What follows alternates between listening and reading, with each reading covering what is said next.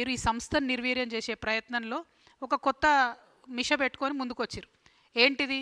City బస్సులు 2800 తిరుగుతుంటే pollution అవుతుంది కాబట్టి ఎలక్ట్రిక్ బస్సులు ఇన్వాల్వ్ చేస్తామని చెప్తున్నారు.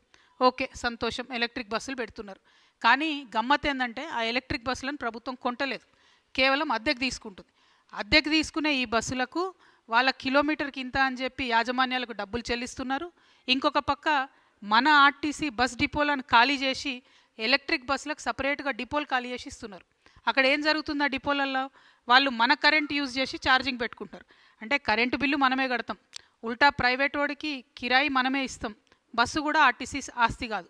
ఇవన్నీ ఒక ఎత్తు అయితే ఆ బస్సు నడపడానికి డ్రైవరు, ఆ బస్సులో ఉండే కండక్టరు, ఆ మెకానిక్లు అందరూ కూడా అవుట్సోర్సింగ్లో తీసుకుంటా ఉన్నారు.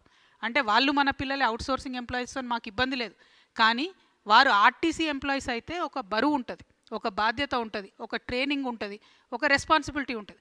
అది లేకుండా అవుట్సోర్సింగ్లో తీసుకున్నారు. మొన్న దుగ్గు రాజేంద్ర అనే చెప్తున్నారు, ఒక కండక్టర్ కరీంనగర్లో ఎక్కిండట అవుట్సోర్సింగ్లో తీసుకున్న పిల్లాడు, హైదరాబాద్కి వచ్చే లోపల 9,000 రూపాయలు పైసలు వసూలైతే ఆ 9,000 పట్టుకొని వాడు మధ్యలో దిగి వెళ్ళిపోయాడు. అడిగేటోడు ఎవరు దిక్కులేడు. అంటే బాధ్యత ఉండదు బేసిక్గా, బయట నుండి అవుట్సోర్స్ నుంచి తీసుకుంటే. వాళ్ళ ఆర్టీసీ ఎంప్లాయీస్ అయితే బాధ్యత ఉంటుంది. ఈ విషయాలు మరి రవాణా శాఖ మంత్రి పొన్నం ప్రభాకర్ గారికి నేను ప్రత్యేకించి గుర్తు చేస్తా ఉన్నా. ఎందుకంటే అసెంబ్లీ జరిగేటప్పుడు మా అన్న వాళ్ళందరూ పోతే ఆయన ఒక ఉచిత సలహా ఇచ్చిండట పొన్నం ప్రభాకర్ గారు, మంత్రులందరినీ కలవండాయా మీరు అన్నట. మరి అందరు మంత్రులు కలిస్తే ట్రాన్స్పోర్ట్ శాఖ మంత్రి తమరి దగ్గర ఎందుకు పొన్నమన్నా? మరి మీరు బాధ్యత తీసుకోవాలి, ఆర్టీసీ కార్మికులతో చర్చలు జరపాలి, వాళ్ళకున్న సమస్యల పరిష్కారానికి ముందుకెళ్లాలని నేను డిమాండ్ చేస్తున్నా.